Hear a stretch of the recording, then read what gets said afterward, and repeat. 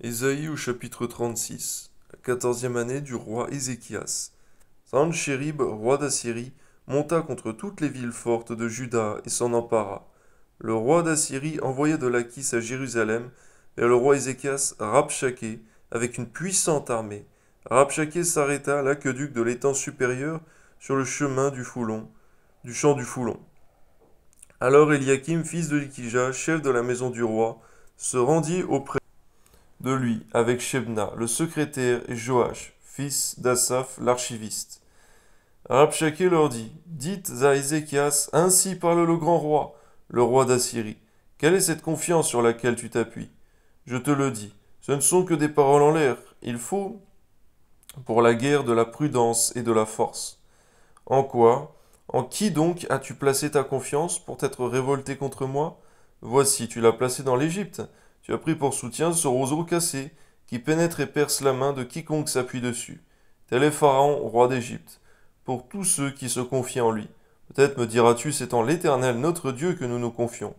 Mais n'est-ce pas lui, dont Ézéchias a fait disparaître les hauts lieux et les autels, en disant à Juda et à Jérusalem, vous vous prosternerez devant cet autel? Maintenant, fais une convention avec mon maître, le roi d'Assyrie, et je te donnerai 2000 chevaux, si tu peux fournir des cavaliers pour les monter. Comment repousserais-tu un seul chef d'entre les moindres, serviteurs de mon maître? Tu mets ta confiance dans l'Égypte, pour les chars et pour les cavaliers. D'ailleurs, est-ce sans la volonté de l'Éternel que je suis monté contre ce pays pour le détruire? L'Éternel m'a dit, monte contre ce pays et détruis-le.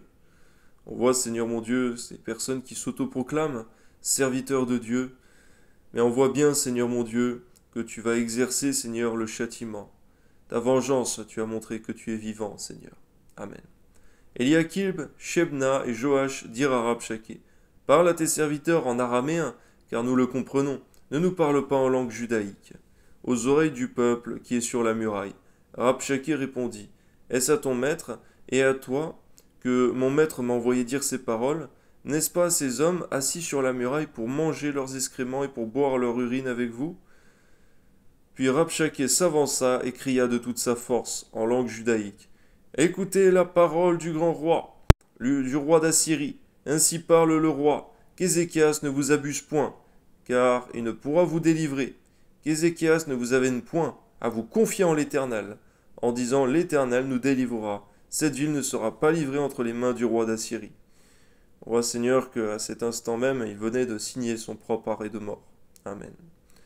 N'écoutez point Ézéchias, car ainsi parle le roi d'Assyrie. Faites la paix avec moi, rendez-vous à moi, et chacun de vous mangera de sa vigne et de son figuier, et chacun boira de l'eau de sa citerne, jusqu'à ce que je vienne, et que je vous amène dans un pays comme le vôtre, dans un pays de blé et de vin, un pays de vin et de vigne, qu'Ézéchias ne vous séduise point en disant l'Éternel nous délivrera. Les dieux des nations ont-ils délivré chacun son pays de la main du roi d'Assyrie? Où sont les dieux de Hamath et d'Arpad? Où sont les dieux de Sepharvaïm? Ont-ils délivré Samarie de ma main? Parmi tous les dieux de ces pays, quels sont ceux qui ont délivré leur pays de ma main pour que l'Éternel délivre Jérusalem de ma main? C'est vrai, Seigneur, malheur à celui, Seigneur, qui ne sait faire la différence entre les dieux créés de main d'homme et le Dieu vivant. Amen. Mais ils se turent, ils ne lui répondirent pas un mot, car le roi avait donné cet ordre, vous ne lui répondrez pas. Et Eliakim, fils de Hilkija, chef de la maison du roi, Shebna le secrétaire et Joach, fils d'Asaph l'archiviste, vinrent auprès d'Ézéchias les vêtements déchirés et lui rapportèrent les paroles de Rabshakeh. Donne-nous de toujours montrer notre indignation, Seigneur mon Dieu, d'une manière ou d'une autre, Seigneur, lorsque ton nom est blasphémé. Amen.